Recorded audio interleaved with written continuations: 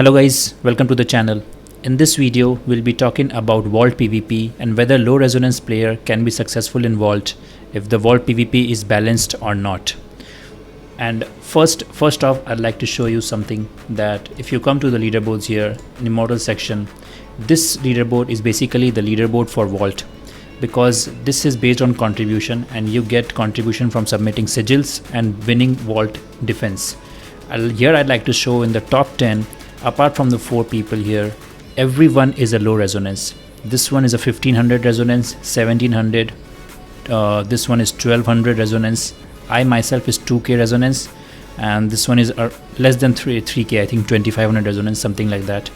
So as you can see that even low resonance player are able to defend the vault very successfully and are able to enjoy the vault defense.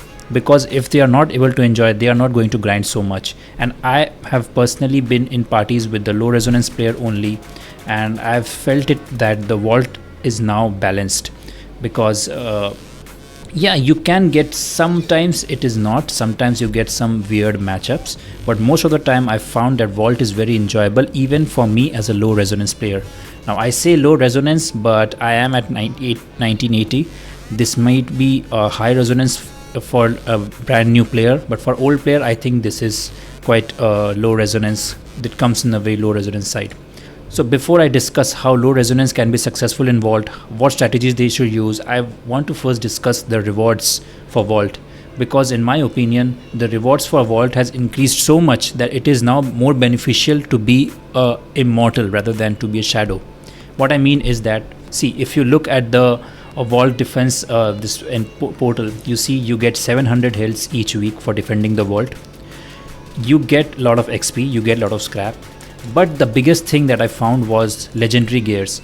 After I defeated enemies till I reached the cap of 700 heals, most of the matches I got a legendary gear. Every day when I defended the vault, I used to get around 3 to 5 legendaries easily. And sometimes by winning vault I used to sometimes even get 2 legendaries just by defeating shadows in the vault. And trust me, if I'm defeating shadows, these are all balanced matches I'm talking about. Apart from the rewards of legendary gears, hilts, golds and everything, experience and scrap, you also get a lot of contribution points, which I already showed you in the Immortals. If you get higher ranking, you will be prioritized in events like Keons and Rite of Exile. Basically, you will have better rankings in your Immortal faction. The next reward that you get as a vault is a big one, and that is if you come to the strategy section, you go to vault, you see the vault has a lot of gears which you can choose at the end of the week. So if you have a higher contribution, you will get the gear that you choose. And now you don't have that. Now the gears does not have to be of your class. You can request any gear of any class, because now class cooldown is just 1 day. So suppose this gear, I like this gear, so I can also request this. So here is the request. I placed my request and everything, and now I have requested that gear. You can see here that I have requested 2 gear. I can request 1 more gear. To be honest, vault, this is at rank 5 vault in and we are in week 3. Week 1 everything was plundered. We didn't get anything as an immortal. This only in week 2 we got some rewards. Even the top players got 1 legendary gear. This week is the 3rd week. I am not sure how much. Looking at the vault number of gears that is there, I think no one will get more than 1 gear.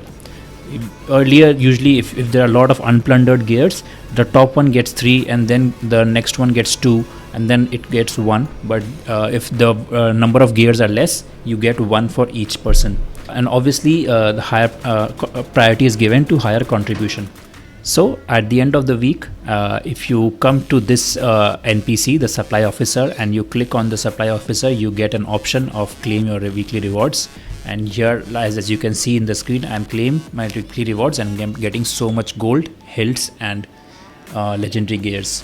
This is why I say that Immortal faction now has better rewards than shadows. Finally, this has been the demand for a lot of time by the community, and I do feel that now Immortal faction has better rewards. Not just for Vault, we also get 3 legendary gears every week from Hills Trader, and also it is easier to get higher deed batch in as Immortal. To know how to get more deed batches and everything, I have discussed everything about the Immortal faction in a separate video, which I'll link in the top right eye, so you can go and check that video as well. Now coming to the point of how a small resonance player, low resonance player can get successful in Vault. So these are the things that I found which actually worked for me as a low resonance player. The first tip is the party composition. So in any party, you have to take care of 2 things. Basically, what type of class you are playing with, and also their resonance. Because now in the Vault, if you can see that there is now a button which if you activate it, and it says avoid to skip all powerful shadows. Basically, shadows with higher resonance will be skipped. Higher resonance then your team will be skipped, and those with equal resonance or somewhere close to your resonance will be matched up with you. So what I did was that I used to party with people who have low resonance as well. For example, this person number 5, number 6, me at 10, and even some more people like number 12. These are all low resonance player, and we teamed up together all the time. We are all below 2000 resonance, and because since all of us were low resonance all the time, we never faced a whale. Sometimes there were a whale used to get we used to get the whale, because I won't say that it is perfect, but I would say that I had a really good experience just by partying up with low resonance player. Maybe you can what you can do is there are two other ways. You can add maybe one if you are low resonance like me, like 2000 or 1500 or 1000 resonance. Maybe in a party you can add one player who is around 3000 resonance, max to max 4000 resonance, and all other are few are small resonance, because these will help you in getting good matches, making and getting enemies which you can fight off.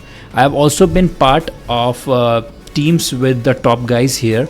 You can see these guys have very high resonance player. These are whales, and in these teams you can get win, but I don't know how much you are going to participate in the battle itself, because in these teams whenever I queued up with these guys, they almost all the time used to get other whales, and my contribution in that vault was 0. So I always preferred queuing up with low resonance, and that's what I did this week, and I think I got a pretty decent results. So first thing is to check the resonance of the team. Second is the team comp. Like in our team, I was the person with crowd control. There was a person who was actually a tank. You can have 2 tanks, and there was one person for damage. So it is very important to have everything in your team. CC is very important. You can have 2 players with crowd control, and they can be of low resonance. Usually if the person with damage is of high resonance, that's the ideal thing that you want, and the person with who's CC, you want them to be low resonance.